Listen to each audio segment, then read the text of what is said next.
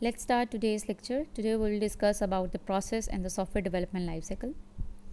What is a process?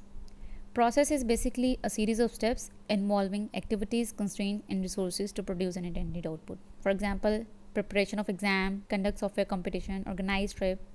Like अगर आप exam के प्रिपरेशन एग्ज़ाम्स हैं तो आप एग्ज़ाम की प्रिपरेशन के लिए एक प्रोसेस फॉलो करेंगे, या तो अपने कंटेंट को डिवाइड करेंगे, जितने आपके एग्जाम्स में डेज़ रह गए हैं आप अपने सारे कंटेंट को उतने डेज़ में डिवाइड करेंगे और उसके बाद सीक्वेंस से 1 बाय 1 डेली आप उतना कंटेंट कवर करेंगे और पढ़ेंगे। तो ये क्या है, एक प्रोसेस फॉलो किया आपने ताकि एग्ज़ाम के डेज़ तक आपका काम कंप्लीट हो जाए। तो टारगेट अचीव करने के लिए हम जिन स्टेप्स को फॉलो कर रहे होते हैं और जिन एक्टिविटीज़ को फॉलो कर रहे होते हैं वो बेसिकली हमारे पास क्या होती हैं, प्रोसेस।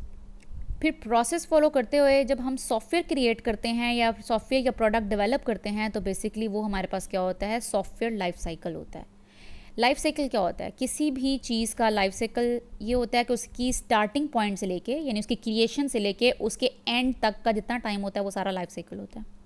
इसी तरीके से सॉफ्टवेयर की डेवलपमेंट भी जब स्टार्ट होगी फर्स्ट फेज़ से लेके, जो हमारे पास रिक्वायरमेंट का फेज़ है या प्लानिंग का फेज़ है, प्लानिंग के फेज़ से लेके मेंटेनेंस के फेज़ तक, जब तक सॉफ्टवेयर को डिप्लॉय करनी कर देंगे वो हमारे पास सॉफ्टवेयर डेवलपमेंट लाइफ साइकिल होगा। यानी सॉफ्टवेयर का डेवलपमेंट करने का लाइफ साइकिल, यानी वो जिन जिन फेजेस से गुजरेगा, जिन जिन प्रोसेस से गुजरेगा, that is SDLC, software development life cycle. Software development life cycle के अंदर हमारे पास 5 फेजेस आते हैं: project planning, analysis, design, implementation and support phase. हमारे पास है प्लानिंग फ़ेज़। प्लानिंग फ़ेज़ में हम प्लान करते हैं स्केड्यूल एंड कॉस्ट।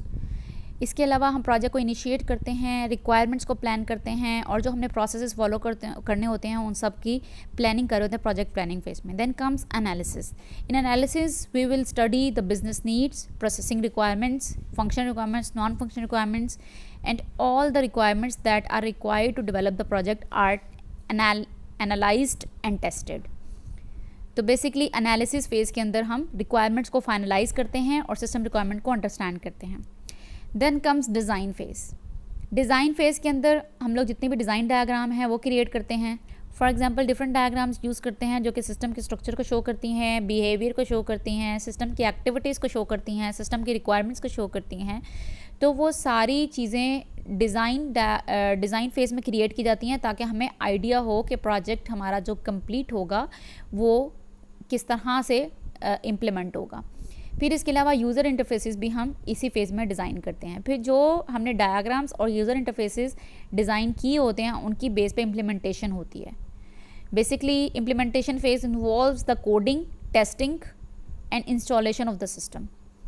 जब हमारा सिस्टम इम्प्लीमेंट हो जाता है तो फिर उसके बाद उसको टेस्ट किया जाता है और उसके बाद डिप्लॉय किया जाता है और अगर रिक्वायर्ड हो तो यूज़र ट्रेनिंग भी प्रोवाइड की जाती है। और लास्ट पे हमारे पास सपोर्ट फेज़ आता है जिसके अंदर जो ऑप्शनल है, अगर हमें मेंटेनेंस सर्विसेज चाहिए या हमें एडमिनिस्ट्रेटिव सर्विसेज किसी कंपनी को या सॉफ्टवेयर को रिक्वायर्ड हैं तो उसके लिए फिर सपोर्ट फेज़ होता है कि जो कॉन्टीन्यूली ऑब्जर्व करता रहता है उस सॉफ्टवेयर को या उसकी वर्किंग को, और अगर कहीं पे भी कोई एरर या बग आएगा तो उसको इम्प्रूव करेगा या सर्विसेज को इम्प्रूव करेगा या फिर उनको रिजॉल्व करेगा।